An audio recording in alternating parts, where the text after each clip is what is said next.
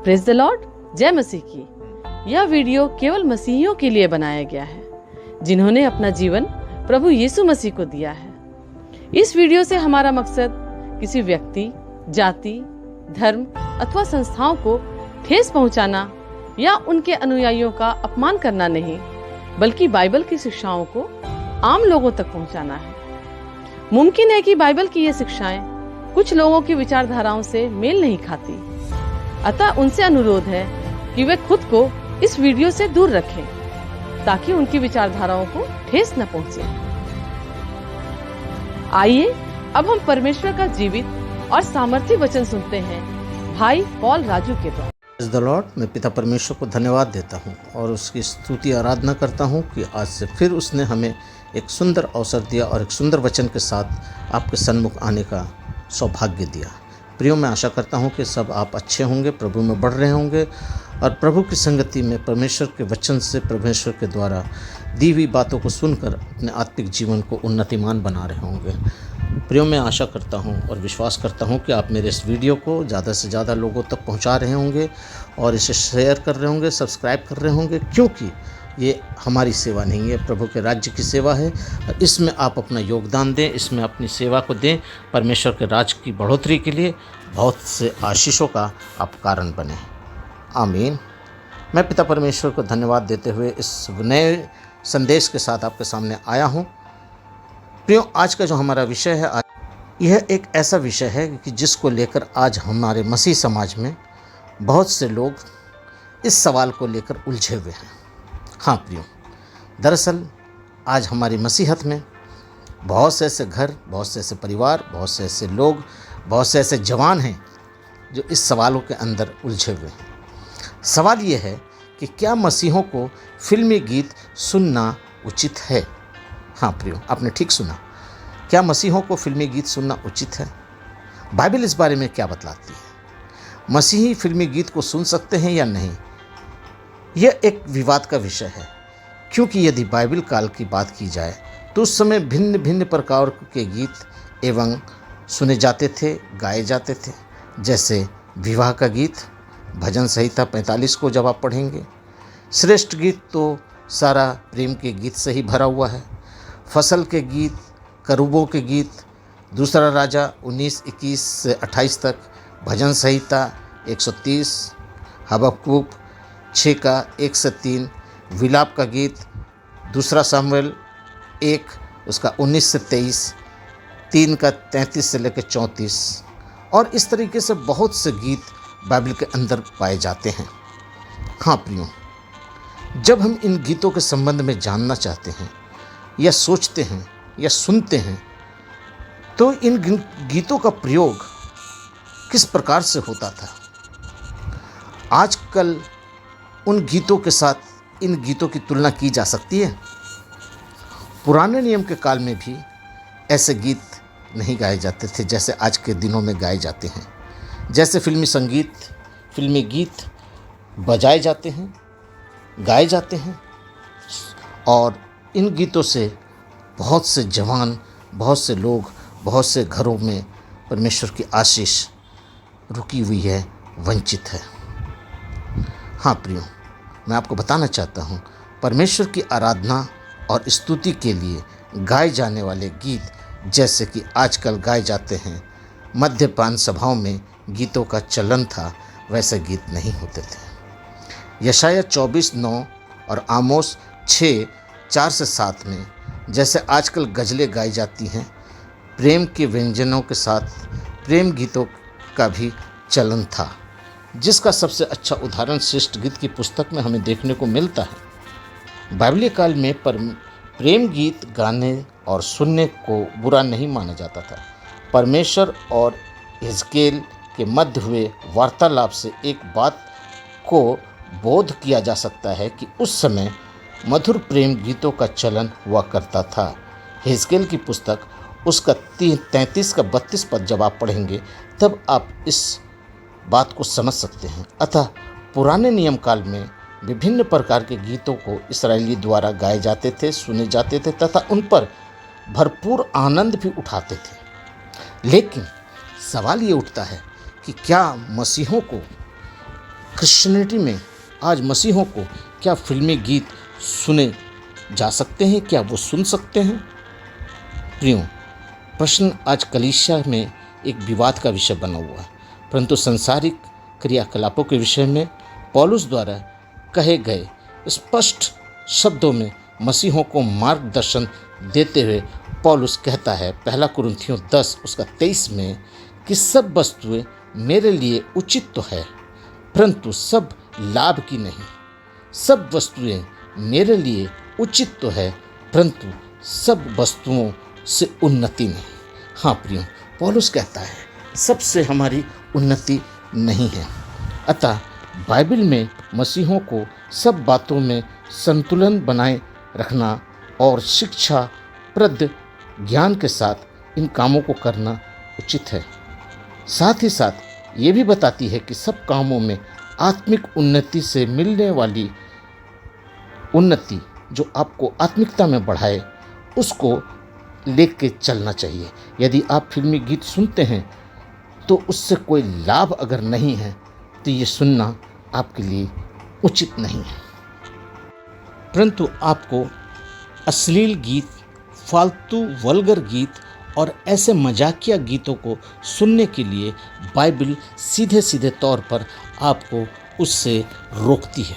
हाँ प्रियो, बाइबल सभोपदेशक उसका 7:5 में लिखता है, क्या मूर्खों के गीत सुनने से बुद्धि की घुड़की सुनना उत्तम ना है? अर्थात सुलेमान कहता है ये गीत सुनने से बुद्धिमान की घुड़की अर्थात डांट सुनना अच्छा नहीं है। तो हम देखते हैं कि सीधे तौर पर बाइबल मसीहों को फिल्मी गीत सुनने से वर्जित करती है, परंतु सलाह देती है कि मसीहों को अपने आप को संसारिक बातों में ना फंसाएं। पौलुस कहता है कुलूसियों की किताब में 3 अध्याय उसके 2 पद में कहता है, पृथ्वी पर की नहीं परंतु स्वर्गीय वस्तुओं पर ध्यान लगाओ।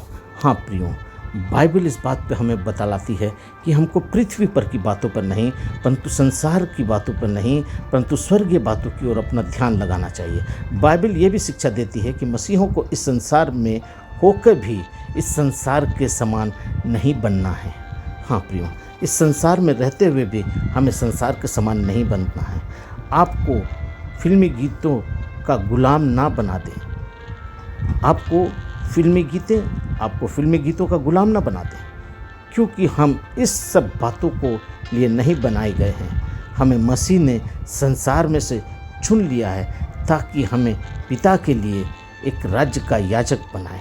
हाँ प्रियो, परमेश्वर चाहता है कि हम आपस में भजन और स्तुति और आत्मिक गीतों को गाया करें, कि जैसा इफिसियों 5 उसके 19वें पद में लिखा हुआ है। हाँ प्रियो, आज प्रभु का वचन कहता है कि तुमने मुझको नहीं चुना परंतु मैंने तुम्हें चुना है और तुम्हें नियुक्त किया है। हालेलुया। जब हम यूहन्ना 15 उसके 16वां पद और 19 पद को पढ़ते हैं तो वहाँ लिखा हुआ है कि तुमने मुझको नहीं चुना, मैंने तुमको चुना है। आज उसने हमें अपने लिए चुना है। अतः जब परमेश्वर की यही मांग है तो हमें भी चाहिए कि जहाँ तक हो सके हम अपने अंदर ऐसी आदत को बनाए रखें या अपने अंदर ऐसी आदत को बिल्डअप करें जिससे हम सदा स्तुति और आराधना के गीत गाएं। केवल उन्हीं गीतों को सुने जिससे हमें आत्मिकता में उन्नति हो, जिस गीतों से हमें आत्मिक उन्नति मिल सके। बाइबल में यह भी स्पष्ट किया गया है कि स्वयं यीशु मसीह ने भी आराधना में भजन और कीर्तन गाया और परमेश्वर की महिमा की। मैं आपको बता देता हूँ, जब वो आखिरी फसा में अपने चेलों के साथ आखिरी फसा को लिया और उसके बाद वो जैतून के पहाड़ की ओर चल दिए। आइए मैं उस वचन को आपके लिए पढ़ देता हूँ जो पाया जाता है मत्ती रचित सुसमाचार उसका 26वां अध्याय उसके 30वें पद को। मत्ती रचित सुसमाचार उसका 26वां अध्याय उसका 30वां पद। वहाँ पर इस प्रकार से लिखा है, फिर वे भजन गाकर जैतून पहाड़ पर गए। अर्थात प्रभु यीशु मसीह भी अपने समय में भजन कीर्तन गाया करते थे, भजन और स्तुति गाया करते थे। हाँ प्रियो, आज हमें ये समझना है कि आज जो चीज़ हमारे जीवन में काम की नहीं है, जो चीज़ हमारे लिए लाभदायक नहीं है, उसमें हम फंसकर अपने आत्मिक जीवन को नष्ट ना करें। आज बहुत से लोग हैं ये सवाल उठाते हैं, क्या होता है अगर हम थोड़ा सा सुन ही लेते हैं तो? हाँ प्रियो, जब आप सुनते हैं तो उसके शब्द जब आप गुनगुनाते हैं, जब वो आपके चित्त में जाकर बैठ जाता है, तब वहाँ पर एक व्यक्ति आता है जो उस बातों को लेकर आपके साथ खेलने शुरू कर देता है, और उसका नाम है शैतान।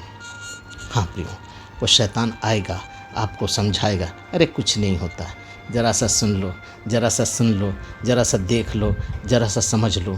प्रियो, ये आज शैतानवादी का ये ऐसा चक्कर है कि जिसमें फंसकर आज अच्छे अच्छे लोग, अच्छी अच्छी कलीसियाओं के लोग, अच्छे अच्छे विश्वासी लोग, अच्छे अच्छे प्रभु के दास लोग, जिन्होंने अपना जीवन प्रभु को दिया है, वो भी इस चक्कर में पड़कर परमेश्वर से अलग हो जाते हैं। परमेश्वर चाहता है कि उन लोगों को जिसका उद्धार उसने किया है, उस अपनी स्तुति आराधना के गीत गाएं।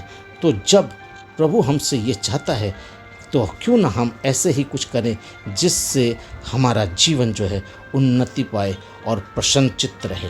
यहाँ मैं आपके लिए एक बात साफ कर देना चाहता हूँ कि आजकल पश्चिमी देशों की जो संगति है, जो दोस्ती यारी है, जो फेसबुक, ट्विटर, व्हाट्सएप और तरह तरह के सोशल मीडिया के माध्यम से एक दूसरे से जुड़े हैं, वहाँ की कुछ क्रियाएं, वहाँ की कुछ ऐसी बातें, वहाँ के कुछ ऐसा संगीत जब आप सुनते हैं तो याद रख लीजिए कि वहाँ पर अधिकांश गीतकार और संगीतकार शैतानवादी के हैं, जो इस प्रकार के गीतों को बनाते हैं और उसको सुनने के द्वारा एक व्यक्ति शैतान की उपासना, उसके रीति रिवाजों में सम्मिलित हो जाता है।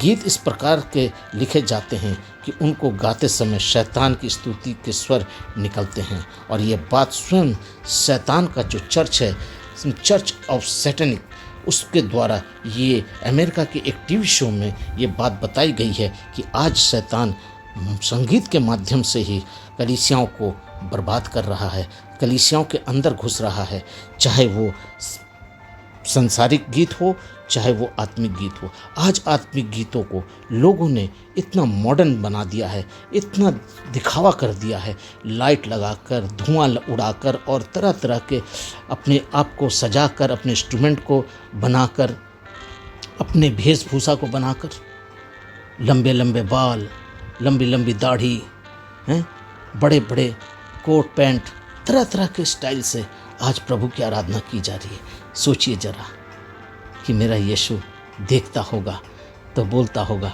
ये व्यर्थ मेरी उपासना करते हैं। हाँ प्रियो, ये व्यर्थ मेरी उपासना करते हैं, क्योंकि इन्होंने मनुष्यों की आज्ञाओं को धर्म उपदेश करके सिखाया है। जब आप मरकुस रचित सुसमाचार उसका 7वां अध्याय उसका 8-9 पद पढ़ेंगे, 7, 8, 9 तीनों पद को पढ़ लीजिए, वहाँ लिखा हुआ है व्यर्थ उपासना करते हैं। हाँ प्रभु, ये उपासना उसकी नहीं है, ये उसकी उपासना है जो शैतानवाद के लोग हैं।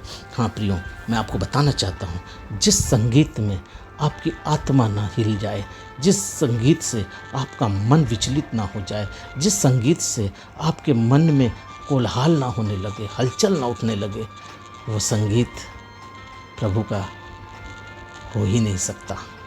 क्योंकि प्रभु के गीतों में वो आनंद है, उसके साथ परमेश्वर का आत्मा भी आपके साथ आराधना करता है, उसके साथ प्रभु का आत्मा भी आपके साथ गाता है। अतः प्रियो, आज मैं आपके जीवन के हर मोड़ पर गंभीर रहने की आवश्यकता है। प्रश्न अब ये है कि फिल्मी गीत सुने या ना सुने। हाँ प्रियो, मैं आपको एक सलाह देना चाहता हूँ कि फिल्मी गीत सुनना गलत है। अगर उससे आपके आत्मिक जीवन में कोई उन्नति है तो वो आपके लिए लाभप्रद है, और अगर कोई आत्मिक उन्नति नहीं है तो आपके लिए वो गलत है, बेकार है, व्यर्थ है। क्योंकि इस संसार में आप रहकर अपने परमेश्वर की ही आराधना करें, परमेश्वर से ही जुड़ें। आज उस संगीत के माध्यम से परमेश्वर के नाम में किसी और की आराधना क्या कर रहे हैं, ये सोचना बहुत ज़रूरी है। हाँ प्रियो, आज शैतानवाद के लोग, शैतानवाद के क्रियाएं और यो शैतानवाद जो है वो इस तरीके से आज जवान बच्चों को बर्बाद कर रहा है। मैं बहुत दुखी होता हूँ जब इस प्रकार के वर्शिप्स को देखता हूँ जिसमें सिर्फ दिखावा और शोर और लाइट और धुआं और ये और वो दुनिया भर के। क्यों आत्मा और सच्चाई से गीत नहीं गाया जा सकता है, बशर्ते आज लोगों ने इन गीतों को, इन लोगों को आडंबर का एक तरीका बना लिया है, शो अप करने का तरीका बना लिया है। तरह तरह के बैंड निकल गए हैं, वर्शिप बैंड, गॉस्पल बैंड, ये बैंड, वो बैंड, दुनिया भर के बैंड हैं। हाँ प्रियो, आप नाम तो यीशु का कर रहे हैं, प्रचार यीशु मसीह का कर रहे हैं, गीत प्रभु की महिमा का गा रहे हैं। क्या उस गीत के द्वारा आपकी आत्मा में परमेश्वर का क्रिया होता है? तो वो आपके लिए अच्छा है, अगर नहीं तो वो गीत आपके लिए अच्छा नहीं है। फिल्मी गीत बिल्कुल ना सुने, क्योंकि उससे आपके अंदर जो हलचल होती है, उसके अंदर जो आपके अंदर जो खेल चलता है, उसके अंदर जो आपका क्रिया होता है, वो एक शैतान की तरफ से होता है और उससे आपका आत्मिक जीवन नष्ट हो जाता है। आप याद करिए, अगर आप फिल्मी गीत सुन रहे हैं और उस समय अगर आपको वचन पढ़ने को पवित्र आत्मा उत्साहित कर रहा है, तब आप क्या करेंगे? तब आप कैसे जाएंगे? उस गीत को छोड़ेंगे और वचन को लेकर बैठ जाएंगे? क्या एक नौकर दो स्वामी की सेवा कर सकता है? हाँ प्रियो, ये सोचने का विषय है। मैं आपसे फिर रिक्वेस्ट करता हूँ कि अगर फिल्मी गीत से आपका कोई लाभ नहीं तो उसे मत सुनिए। आज प्रभु के दया से हजारन लाखन गीत प्रभु की महिमा के लिए आज हमारे YouTube पर हैं, सोशल मीडिया पर हैं और तरह तरह के जगहों पर हैं। आप उन्हें सुनिए, जिससे आपका आत्मिक जीवन उन्नतिमान होगा। और रहा सवाल ये कि अपने आप को प्रभु की संगति में रखिए, जिससे कि प्रभु आपको ये कहना चाहता है कि पृथ्वी पर की नहीं परंतु स्वर्गीय वस्तु की ओर ध्यान लगाओ। हाँ प्रियो, कुलूसियों की पुस्तक उसका 3:2 में लिखता है, आज हमें इस पृथ्वी पर की नहीं परंतु स्वर्गीय वस्तुओं की ओर ध्यान लगाना है, जिससे प्रभु हमें चाहता है और प्रभु हमें अपने योग्य बनाना चाहते हैं। हाँ, ये पृथ्वी पर सब वस्तुओं के लिए उचित हैं, ये सब वस्तुएं हमारे लिए उचित है, परंतु सब लाभ की नहीं। सब वस्तुएं मेरे लिए उचित तो हैं, परंतु सब वस्तुएं उन्नति नहीं। पहला कुरिन्थियों 10:23 में पौलुस कहता है, सब मेरे लिए ठीक है, सब कुछ मेरे लिए अच्छा है, परंतु सब मेरे लिए उन्नति के लिए नहीं। अगर आपकी आत्मिक जीवन उन्नतमान नहीं बनती है तो वैसे गीतों को, वैसे संगीतों को अपने जीवन से, अपने घर से, अपने परिवार से, अपने लोगों के, अपने आसपास में भी से हटा लीजिए, ताकि परमेश्वर का आत्मा आपके जीवन में क्रिया करे। प्रभु आपको बहुतायत से आशीष देवे। आमीन।